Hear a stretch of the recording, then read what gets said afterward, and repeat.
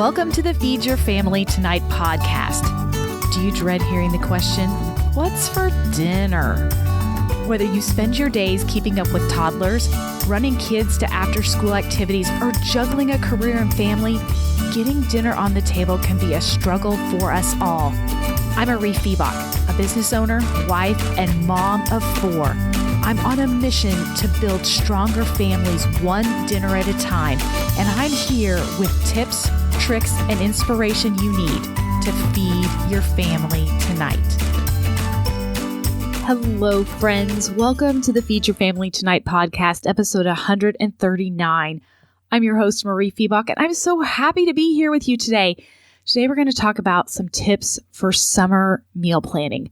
We're at the end of June, and that means most people across the country are everyone's out of school. Summer is in full swing. Hopefully in your house, you're kind of starting to feel that rhythm of summer. In my house, with 4 teenagers, that rhythm of summer means that breakfast is often brunch and sometimes lunch. I am happy to let my teens sleep in a little bit during the summer.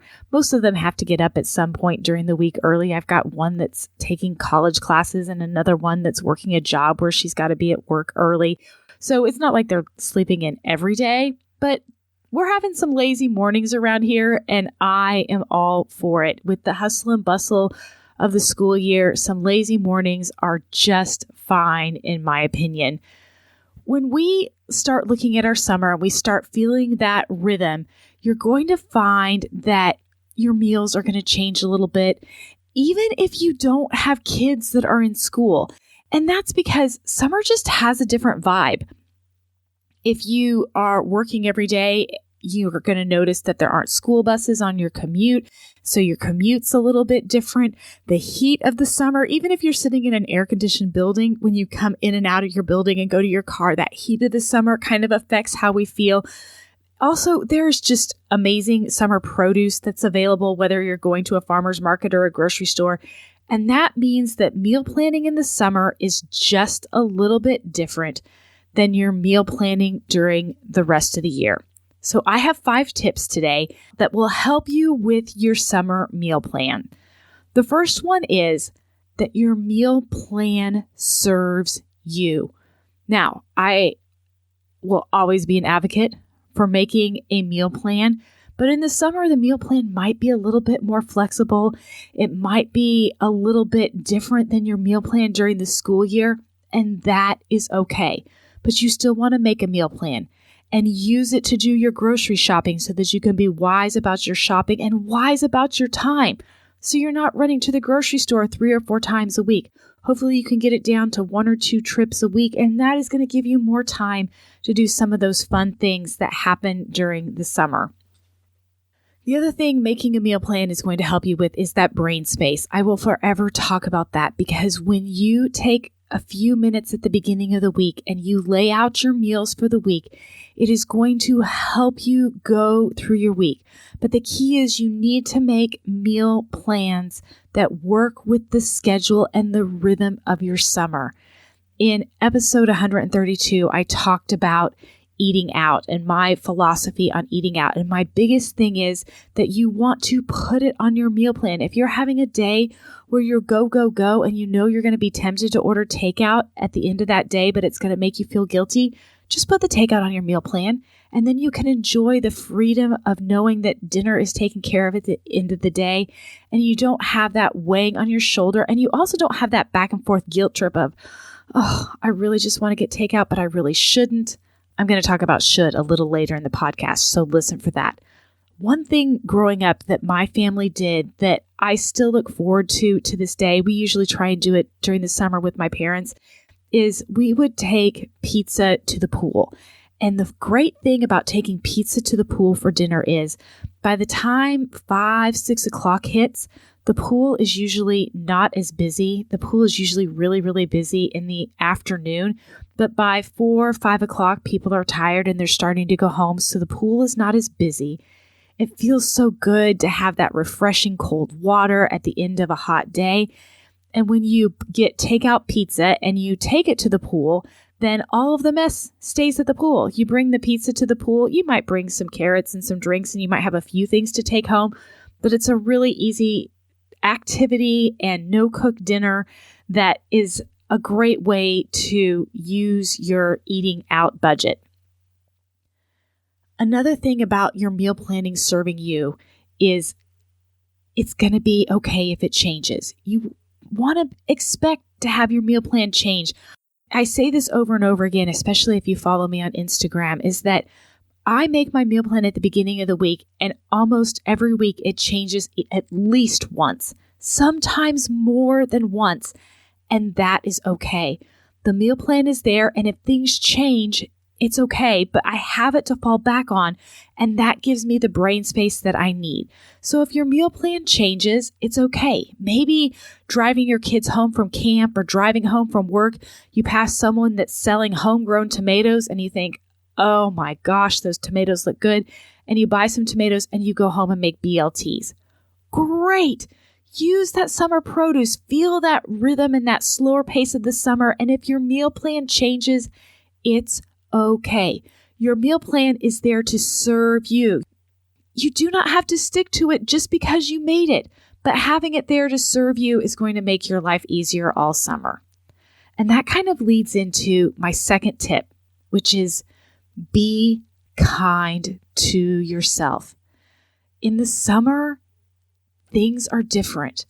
The pace is different, and that's a really, really good thing. But you need to be realistic. Summer meals can be a little bit more relaxed, a little bit less stringent than your meals during the week. They can be a little bit faster sometimes, and oftentimes they can be a little bit slower. But there's this word that creeps in that often weighs us down, and that is the word should. I have all of these beautiful tomatoes, and I have this beautiful basil, and I should make a tomato tart. Well, tomato tarts are nice. I'm not against a tomato tart. But the reality is the effort that it takes to make a tomato tart might weigh you down. Should drags you down. If it sounds fun to make a tomato tart, great. Or maybe you make a modified version and you buy the frozen puff pastry from the grocery store rather than making the handmade tart dough. Or maybe you just skip it all together. And I just used tomato tart as an example because I saw one on Instagram and I thought, oh my gosh, that looks so good. I know I'm never going to make it. Just because other people are doing things this summer does not mean that you have to have the kind of summer that they are having. Your summer is yours and your family is unique, and do not feel like you are less than because you are not making the same kinds of foods that everybody else is for the summer. Which leads into tip number 3.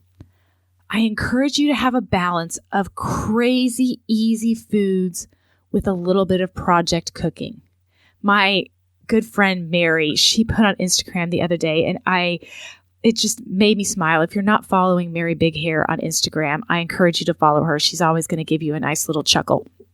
Mary said, I make a lot of food, but do you know what? The one thing that I make for dinner that everybody says, oh, Mom, you are the best cook. Thank you so much for making this dinner. This is my favorite dinner that you make. Do you know what it was? It was sub sandwiches. We're talking a loaf of bread with a little bit of deli meat, a little bit of cheese, maybe some lettuce and tomato and onions, a bag of baby carrots and a bag of chips, and we call dinner done. That is her family's favorite summer meal, and it takes almost no effort to make. It is good to have a lot of crazy, easy meals that are crowd-pleasing that your family likes to make for the summer. It's also okay to take a little bit of time and do some project cooking if that is something you enjoy. Now, not everybody enjoys project cooking as much as I do, but during the summer, I have a little bit more time and a little bit more space, and I find that it's easier for me to take on some project cooking. Years ago, I would pull out my deep fryer once a week and we would fry something. I don't think I'm going to be doing that this summer, but I might do it once or twice. I might make French fries from scratch with the deep fryer this summer.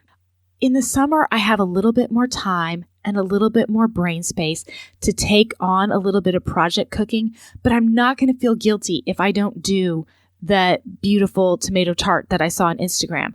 If I feel like I want to make it and I want to take it on and it's going to bring me joy, then great.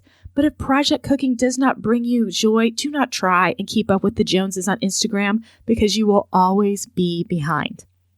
In the summer, you want a balance of easy meals and maybe a little bit of project cooking here and there, but lean heavy on those easy meals. And that's the way the teeter-totter goes. You want to be heavy on the easy meals with a little bit of project cooking for balance.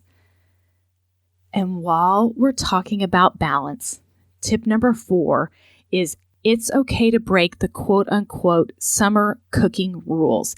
How many of you have self-inflicted cooking rules for the summer? Some of them that I have heard that people have had in their heads are, it's hot in the summer, we don't want to heat up the house by turning on the oven. Or you don't want to make soup in the summer. Or dinner is a meat and 3 sides. Do you have any self-imposed quote-unquote cooking rules for the summer? I'm going to debunk a couple of these. The first one is, yeah, it's hot in the house, and yeah, turning on the oven might heat up the house, but there is so much good produce in the summer, and one of the best ways to get people that do not prefer vegetables to eat vegetables is to roast them. And I have a house of people that do not always prefer to eat vegetables, but if I roast them, they're way more likely to eat them. So I am going to turn on the oven and I'm going to roast some vegetables, even if it does heat up the house a little bit. And that's okay. My Aunt Rosemary swears by making soup in the summer. She said, there's all these great vegetables out there. I can stretch a little bit of meat and turn it into a full meal for my full family. She said, I made soups all summer long. Maybe you're a person that wants to make soup all summer long. If you think that dinner has to be a meat and 3 sides, summer is a great time to break that habit because cooking can be simpler. Dinners can be simpler. Dinners do not have to be a big full-on gourmet meal. Think of my friend Mary and her sub sandwiches with a bag of baby carrots and a bag of chips. Her family loves it. It is great to have easy, simple meals that your family enjoys. And that takes some of the burden off of you. So what are some simple meals that your family enjoys that you can make during the summer that are easy? They may not be the most nutritionally balanced. They may not be the heartiest of meals, but honestly, in the summer, if I spent all afternoon at the pool, I really don't feel like anything hearty. I naturally want things that are lighter. So think of some of these cold meals that you can make.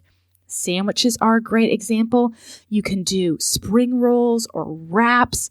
You can do all sorts of salads, lettuce salads, pasta salads, cold grain salads, cold noodles with peanut sauce. Oh my goodness. There are so many different things that you can make that are cold, easy, often make ahead that is going to make your summer menu wonderful for your family and easier for you. My last tip for summer meal planning is to use summer produce. Whether you have a garden, you shop the farmer's market, or you are just going to your regular grocery store, it does not matter. There is so much more produce available this time of year. There are amazing fruits and amazing vegetables. Now is the time to bring that produce into your meal planning. I long for the day at the end of the summer when I have enough tomatoes that are homegrown to make this no-cook pasta sauce that I learned from Christopher Kimball years ago. It is so good, and I look forward to it. I only usually have enough tomatoes to make it like once or twice a year because it requires really good garden tomatoes. But when I make it, it is super easy to make, and I treasure every bite of the fresh garden vegetables. This may be a time to try some vegetables that you haven't preferred in the past and find new ways to cook them. Maybe you're not a big fan of zucchini because you think it's a little slimy. Maybe it's time to try some fried zucchini or make some zucchini cupcakes. During the summer, there is an abundance of fresh herbs. Put them in everything. Fresh herbs can make anything taste like bright, fresh summer. So if you don't have herbs in your garden, get some at your farmer's market, buy some at your grocery store, get some from your neighbor who has way too much basil in their backyard. I bet many of you have neighbors that have way too much basil in their backyard. Try some fresh herbs to brighten up everything that you are making. And if you're not so big on the vegetables, then try some summer fruits. Summer is the time to get watermelon. The stone fruits like peaches and plums start to come into season.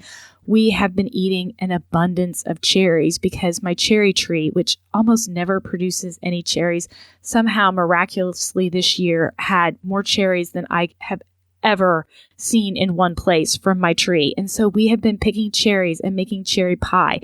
And I plan on making some cherry crisp and maybe even some cherry compote. But we're enjoying the abundance of cherries. With the watermelon, there is on the website a watermelon and cucumber salad that has a little bit of jalapeno in it. It sounds like a really weird combination, but once you take one bite of this salad, it is almost addictive and you just keep eating it and keep eating it. I will link to that watermelon salad and a few of my other favorite summer recipes in the show notes, which you can find at feedyourfamilytonight.com. Friends, summer is the time to give yourself a little bit of a break from cooking, but then also dig into some of those things that you don't take time to do during the school year. It's a great time to try new recipes. So remember that your meal plan is there to serve you, and it's okay if it changes. Be kind to yourself and set realistic summer expectations. It's not time to worry about keeping up with the Joneses on Instagram. Balance the easy foods with the project cooking. And it's okay to break your summer cooking rules. If that means turning on the oven or making soup, it's okay. And last but certainly not least, make the most of that summer produce no matter where you buy it. The grocery store, the farmer's market, from your garden, it doesn't matter. But now is the time to enjoy just a little bit of that summer produce to make cooking a little bit easier for you. So I can't wait, friends, to meet you in the Feed Your Family Tonight Facebook group. We're going to talk about what are the foods that we are putting on our summer meal plans. Go over to Facebook and type in Feed Your Family Tonight and ask to join. I cannot wait to meet you there. And join me on Instagram. I'm at Feed Your Family Tonight. I am there talking about some of my summer cooking and some of the things that are happening with my summer meal plans. I'd love to talk with you there as well. So for now, friends, I hope that you have a wonderful summer and enjoy a balance of easy foods and project cooking. Take care, friends.